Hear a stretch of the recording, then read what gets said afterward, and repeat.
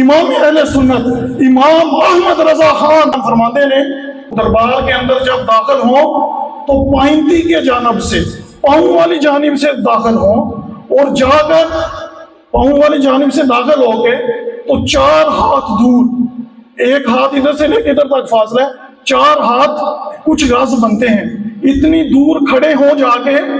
جو اللہ کا ولی ہے اس کی منہ والی سائڈ پہ، اور وہاں پر جا کے نا قبر کو ہاتھ لگائیں۔